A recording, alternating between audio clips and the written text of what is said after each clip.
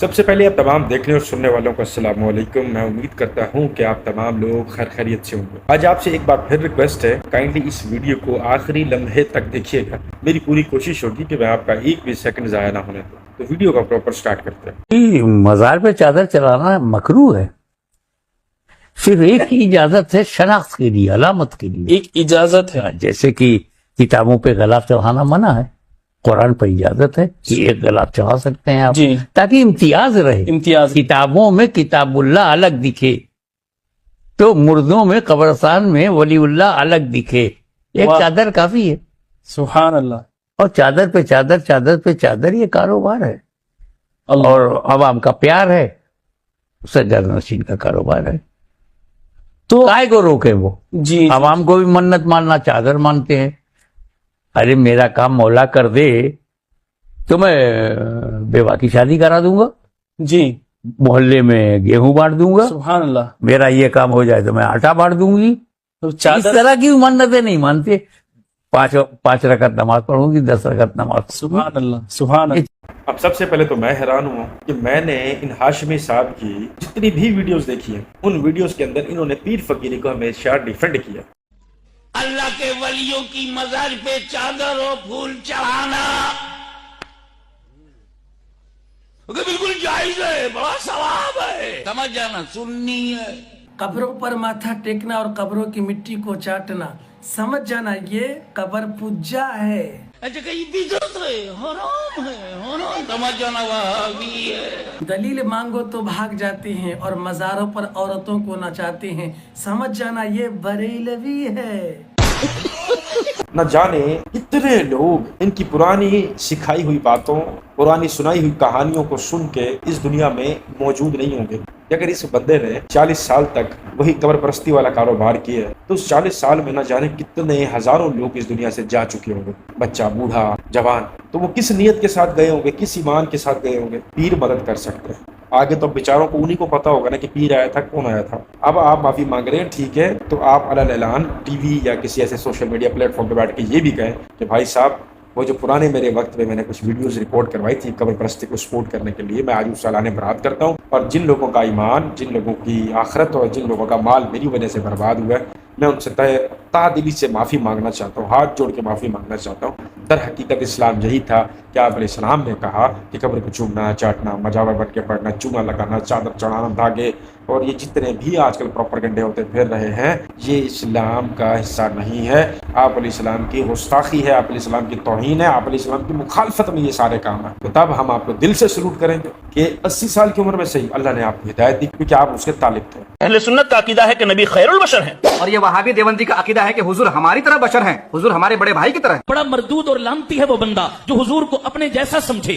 آج سنو دیوبند کا نظریہ کیا ہے، اپنے عقیدوں اور نظریوں کی اصلاح کرو۔ اللہ کی قسم، میرا ایمان ہے، میرا عقیدہ ہے، میرا نظریہ ہے، ہاں جناب، حجر اسود اور عظیم پتھر ہے، پتھروں میں سے پتھر، پتھروں جیسا پتھر نہیں ہے۔ ساری کائنات کے پتھر مل جائیں، زمرد و یاقوت مل جائیں، حجر اسود کا مقابلہ نہیں کر سکتے۔ آب زمزم پانیوں میں سے پانی ہے، پانیوں جیسا پانی نہیں۔ ساری کائنات کے آب شفا مل جائیں، زمزم کے ایک گھونٹ کا مقابلہ نہیں کر سکتے۔ ہاں، بنا اور مزدلفہ میدانوں میں سے میدان ہیں، میدانوں جیسے میدان نہیں۔ ساری کائنات کے میدان مل جائیں، اس کے ایک ٹکڑے کا مقابلہ نہیں کر سکتے۔ جبل احد اور سور پہاڑوں میں سے پہاڑ ہیں، پہاڑوں جیسے پہاڑ نہیں۔ ساری کائنات کے پہاڑ مل جائیں، اس کے ایک پتھر کا مقابلہ نہیں کر سکتے۔ قرآن مجید کتابوں میں سے کتاب ہے، کتابوں جیسی کتاب نہیں۔ ساری کائنات کی کتابیں مل جائیں، اس کی ایک سطر کا مقابلہ نہیں کر سکتی۔ میرا مصطفیٰ بشروں میں سے بشر ہے، بشروں جیسا بشر نہیں۔ ساری کائنات کے بشر مل جائیں، محمد کے جوتے کی مٹی کا مقابلہ نہیں کر سکتے۔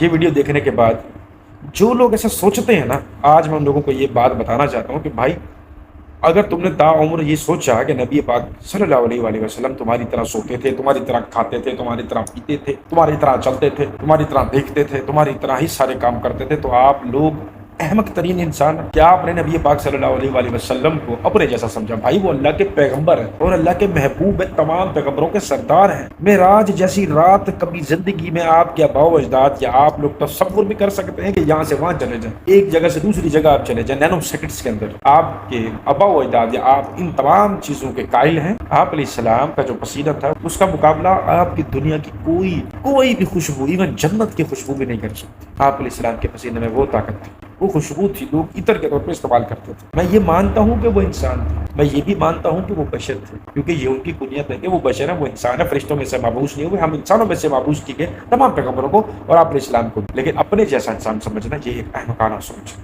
یہ ایک جاہلانہ سوچ ہے۔ تو ہمیں اس طرح کی مولویوں کی، اگر یہ بھائی بریل بھی ہے کہ دو بندی ہے کہ اہل حدیث ہے، وٹ ایور جو بھی ہے، ہمیں اس طرح کے بھائیوں کی ضرورت ہے، ہمیں اس طرح کے اسکالرس کی ضرورت ہے جو دین کو سمجھے، جو دین کو سمجھنے کے بعد عوام کو بھی سمجھائیں۔ در حقیقت اسلام کی پیاری خوبصورتی یہی ہے کہ وہ لوگوں کو قریب کرنا، بھگانا نہیں ہے ان کو۔ تو خیر یہ میرا ایک اوپینین تھا، میری ایک رائے تھی۔ آپ لوگوں کی خوبصورت ترین رائے کیا ہے؟ آپ کیا اس بارے میں سوچتے ہیں؟ تو اپنی خوبصورت رائے کا اظہار کمنٹ باکس میں ضرور کیجیے۔ حضرت بایزید بسطامی علیہ رحمہ کا دور ہے، لکھا ہے کہ وہ قید پڑ گیا چل جھوٹا، اور آپ نے اپنی روحانی طاقت سے، جیسے قبلہ فرما رہے تھے، اللہ دیتے ہیں اپنے دوستوں کو طاقت، آپ نے ایک برتن بنایا، وہ بندہ جو نیت کر کے وہ اس برتن میں وہ ڈالتا نا کہ بھائی اس میں سے آج گوشت نکلے، گوشت نکلتا، سبزی نکلے، سبزی نکلتی، دال نکلے، لیکن یہ بھی کمال نہیں ہے۔ اچھا لکھا کرم ہوا حضرت بایزید پہ، بسطام میں ایک اللہ کے دوست آئے حضرت بایزید کو نکالنے کے لیے اس میں سے۔ ارے کہنا کیا چاہتے ہو؟ انہوں نے آ کے نا ادھر مسجد میں قیام کیا، زور پڑی، عصر پڑی، مغرب پڑی، عشاء پڑی۔ اب مریدین نے دیکھا کہ بندہ آیا ہے، کھانا کھایا کوئی نہیں اور کھانا ملے گا بھی کہیں نہیں۔ انہوں نے آ کے نا حضرت بایزید سے عرض کی کہ حضرت ایک مہمان آیا ہے، آپ نے فرمایا جاؤ کہ اس کو دعوت دو کہ کھانا نہیں ملے گا، آئے ہماری خانقاہ میں، آ کے کھانا کھائے۔ وہ گئے، وہ آگے سے نا وہ مرد کامل کہنے لگا میں کبھی کسی کے پاس کھانے نہیں گیا۔ جب انہوں نے آ کے حضرت بایزید سے یہ بات کی، حضرت بایزید خود تشریف لے گئے۔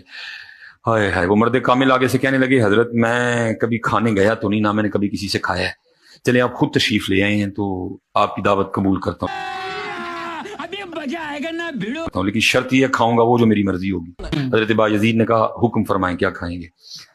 وہ مرد کامل آگے سے کہتے ہیں جو حضرت بایزید کو نکالنے آئے تھے، حضرت میں انسان کا گوشت کھاؤں گا۔ حضرت بایزید سوچ میں پڑ گئے، حکم کو دعوت دی تھی، کچھ نہ کچھ تو کرنا پڑنا تھا، لیکن حضرت بایزید ایک قدم آگے بڑے، عرض کرتے ہیں حضرت انسان حاضر ہے۔ تو انہوں نے مسکرا کے کہا بایزید تجھے کس نے کہا کہ تو انسان بن گیا؟ गजब बेइज्जती है।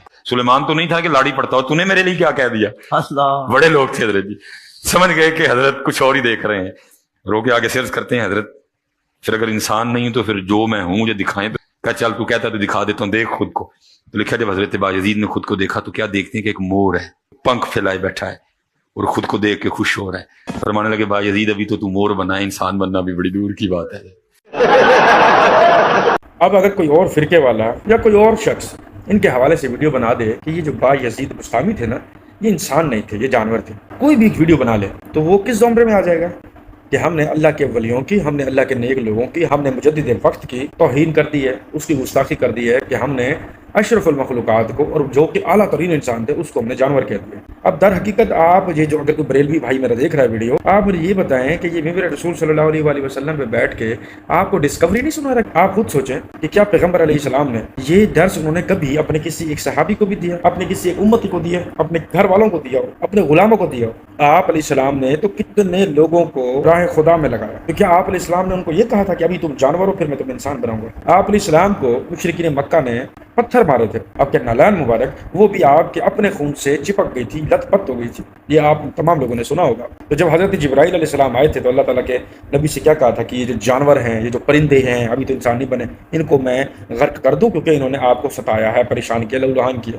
اور پھر آپ علیہ السلام نے ان کے حق میں کیا دعا کی تھی؟ آپ علیہ السلام نے حضرت جبرائیل علیہ السلام کو کیا یہ کہا تھا کہ یہ جانور ہیں، انسان بنا دوں گا؟ ان تمام چیزوں سے اور تمام روایات سے ہمیں پتہ چلتا ہے کہ یہ جو آپ نے آج کل باغڑ بلے بٹھا رکھے ہیں نا ممبر رسول پہ، یہ صرف آپ کو کہانیاں سناتے ہیں، اپنے نام کے ساتھ ڈاکٹر، مفتی اور علامہ اور پتہ نہیں کیا کیا انہوں نے ٹیگ لگائے ہوئے، اور ہم ان کو عزت دیتے ہیں، ان کو پیسہ دیتے ہیں، اپنی فیملیوں میں بٹھاتے ہیں ایسے درندوں کو۔ ان کی نظر میں تو آپ بھی جانور ہوں گے، آپ یا تو کتے ہوں گے، بلے ہوں گے، یا کوئی اور ناپاک جانور ہوں گے جو اسلام میں ناپاک جانور ہیں۔ اگر آپ بریلوی ہوتے ہیں تو پھر آپ آہستہ آہستہ مور بنیں گے، پھر چڑیا بنیں گے، پھر کبوتر بنیں گے، کیسے کبوتر باز کے بچے، پھر طوطے بنیں گے، پھر جا کے شاید انسانی شکل، وہ بھی فی الحال افریقہ والے بلیک، بعد میں جا کے جو ہے نا وہ بھی اور رنگت ملے گی ان کو، کیونکہ ان کی ہاں نورانی رنگت بڑی مقبول ہے۔